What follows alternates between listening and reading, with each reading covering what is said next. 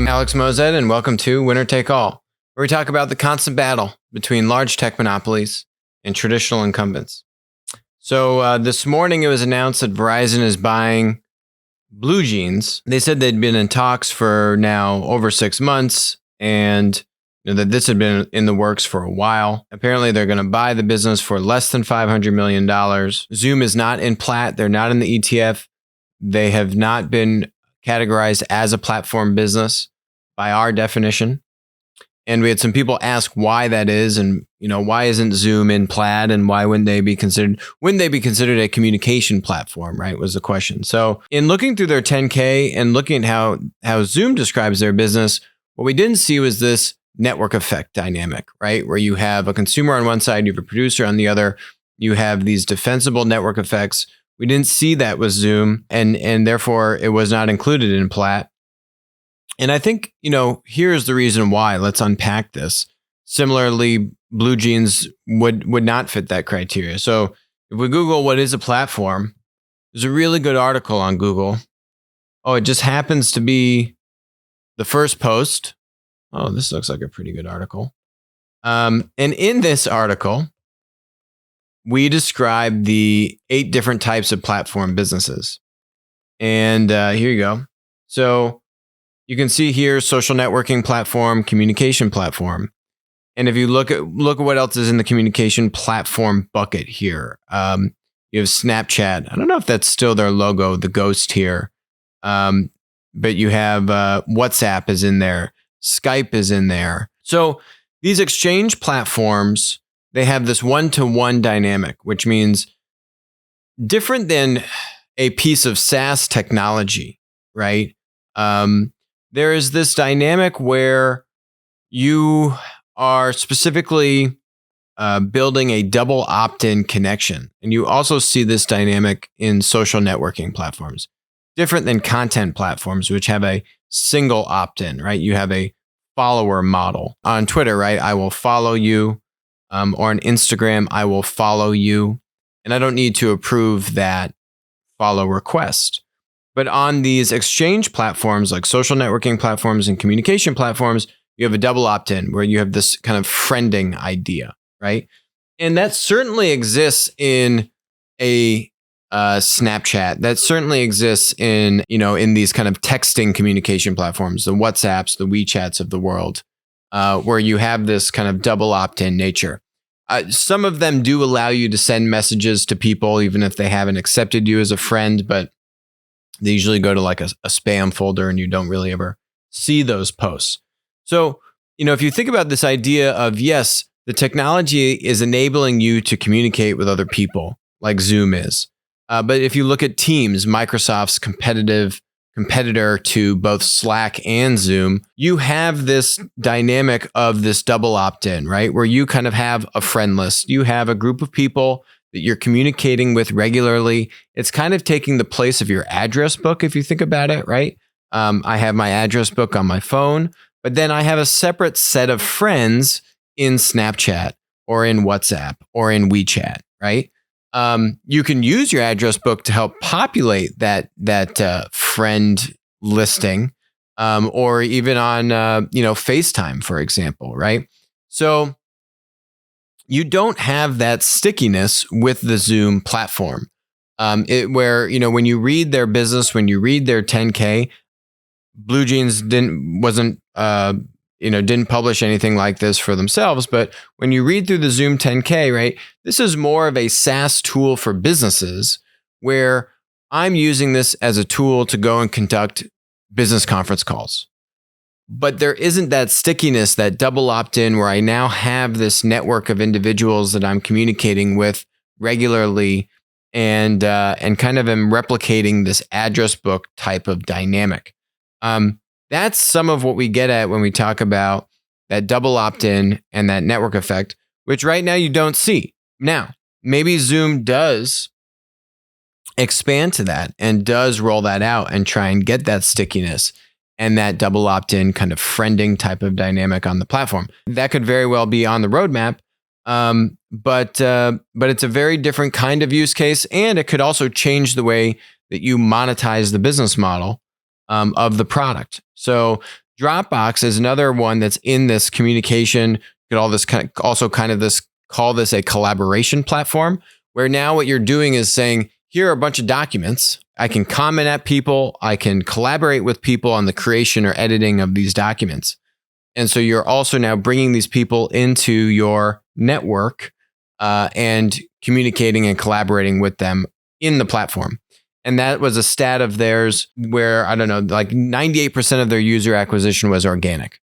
And they didn't need to spend any money on marketing because you have this kind of double opt-in nature, this kind of replacing the address book type of concept. So that's some of the thinking behind why I wouldn't see just conceptually Zoom as a communication platform. And when we actually look through the 10K, we don't see the kinds of triggers, very objective triggers, which we do with other platform businesses that do specifically delineate this consumer-producer type of relationship, network effects, and so on and so forth. I think also as a testament to this is why you can see that there are a lot of competitors to Zoom. There's now BlueJeans here, but you've got Cisco's WebEx, you have Microsoft Skype. There's this other app, House Party, that has 50 million users, which is, kind of like group hangouts, group FaceTime calls, basically on smartphones. So there are a number of players. Are you necessarily seeing this kind of winner-take-all dynamic, which is akin to platforms? It doesn't really seem that way. You have a variety of options, a variety of utility pipe providers that are going to offer you teleconferencing capability. Is there some kind of network effect barrier to entry on that, or do you just need good video conference call technology, which Google has as well in Hangouts, right? And I think that's so you've easily got, I'd say, 5 to 7 premier competitors. Now Verizon getting BlueJeans and going to blast that out to everyone.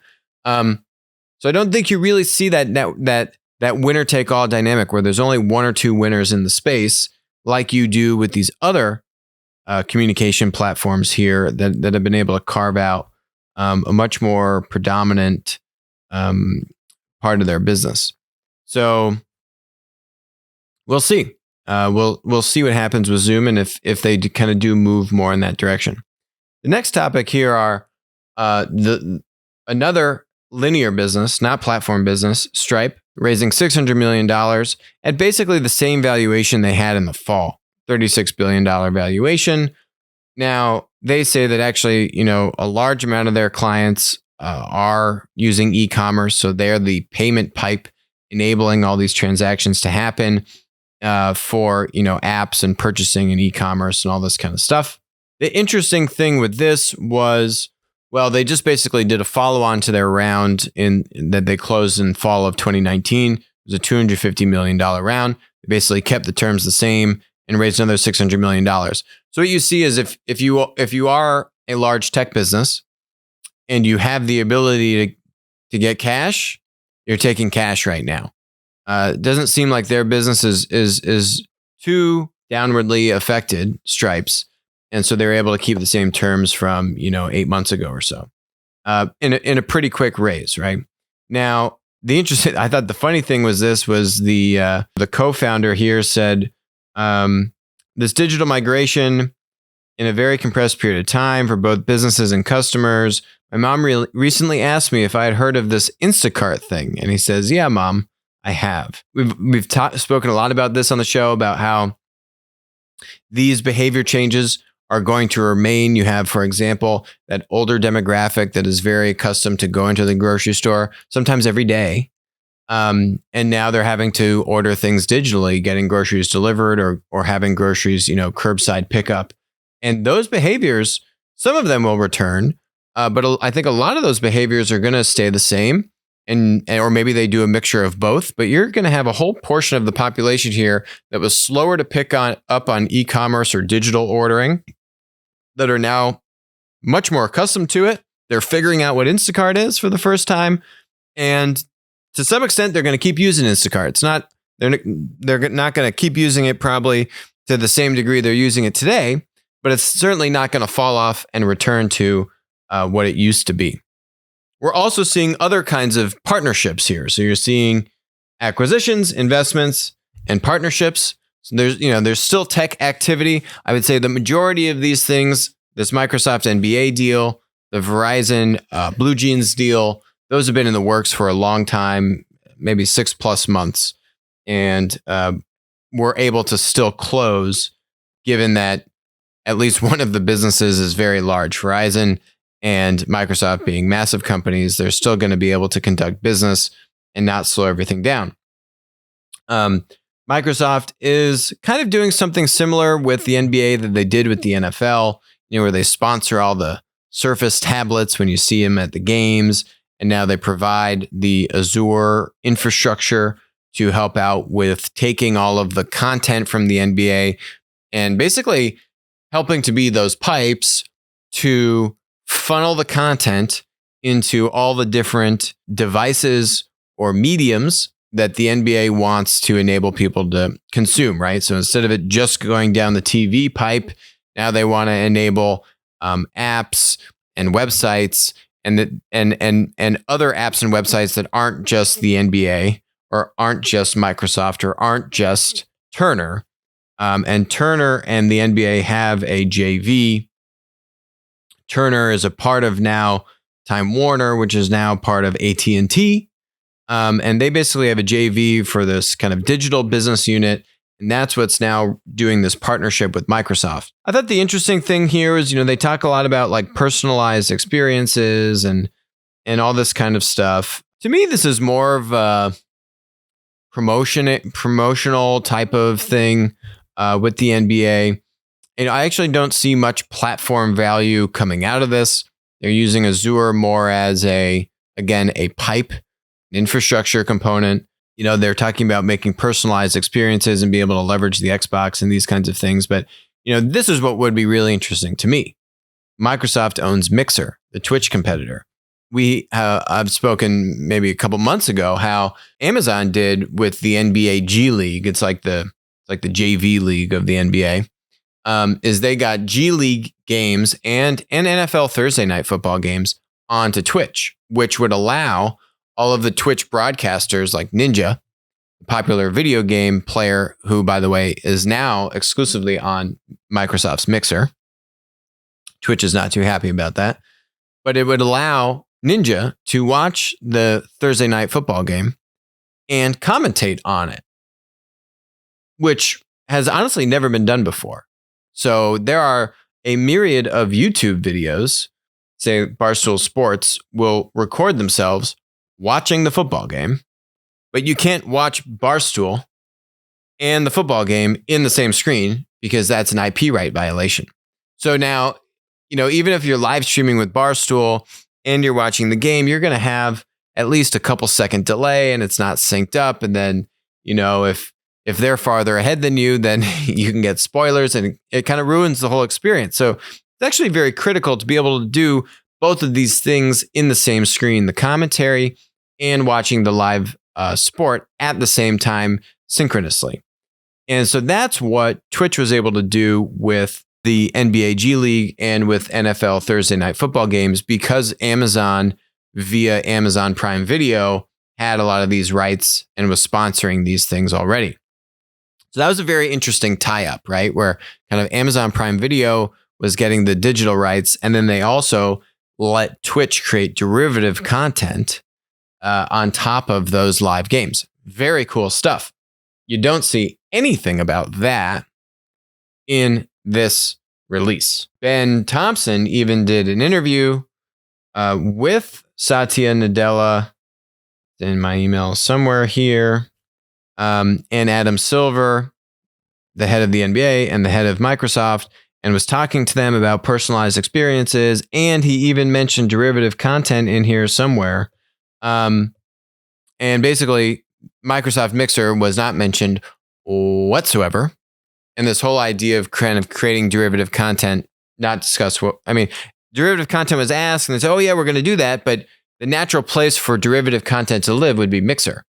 My thought on this is that AT&T and Turner would not be too happy about that, right? If you think about TNT, also part of the Turner AT&T, Time Warner media conglomerate. Not going to be too happy about that.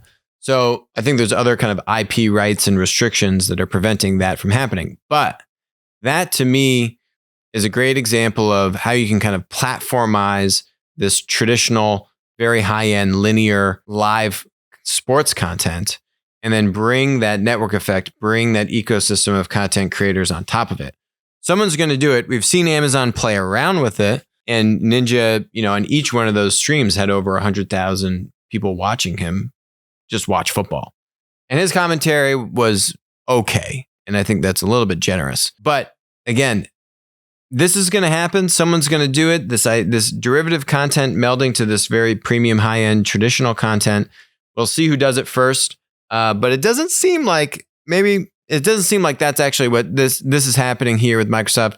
Kind of more promotional thing. We're using Azure and other Microsoft products, and more of a traditional kind of a sponsor here. In closing, Modern Monopolies, the Kindle edition, is the bestseller in this category, Social Aspects. I don't really know what that is, but it's cool to be a bestseller. And I think part of the reason why that happened is because I guess our publisher, Macmillan, is doing a $1.99 discount temporary deal.